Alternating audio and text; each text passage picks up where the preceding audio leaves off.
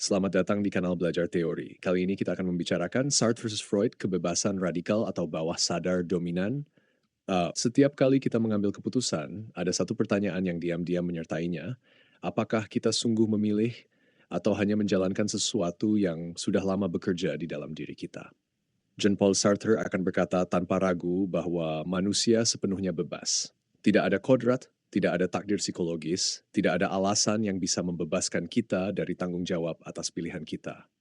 Manusia, kata Sartre, dikutuk untuk bebas, dan justru disitulah martabat sekaligus kecemasannya.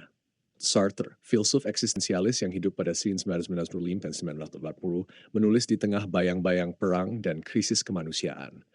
Dari situ ia menyimpulkan bahwa manusia pertama-tama ada, lalu menentukan dirinya sendiri melalui tindakan.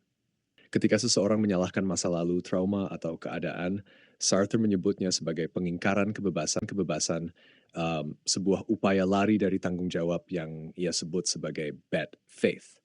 Bagi Sartre, diam pun adalah sebuah pilihan.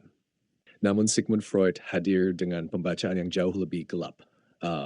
Freud melihat manusia bukan sebagai subjek yang transparan bagi dirinya sendiri, melainkan sebagai konflik batin yang rumit. Dorongan trauma masa kecil dan keinginan tertekan bekerja di wilayah bawah sadar membentuk keputusan tanpa kita sadari. Freud, yang hidup pada 1939,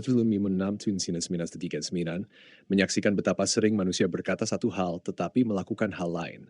Dari situ ia menyimpulkan bahwa kesadaran hanyalah puncak kecil dari gunung es psikologis. Di titik inilah dua pandangan itu saling bertabrakan.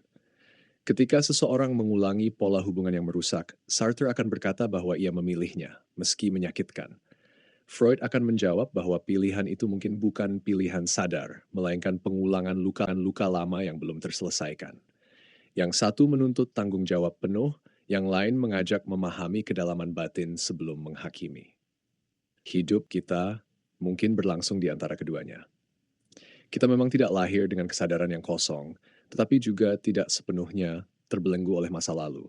Kesan mungkin bukan ketiadaan pengaruh, melainkan keberanian untuk menyadari apa yang bekerja dalam diri kita, lalu mengambil sikap terhadapnya. Dan di sanalah antara kebebasan dan bawah sadar manusia terus berjuang menjadi dirinya sendiri. Sekian belajar teori kali ini, sampai jumpa di episode berikutnya.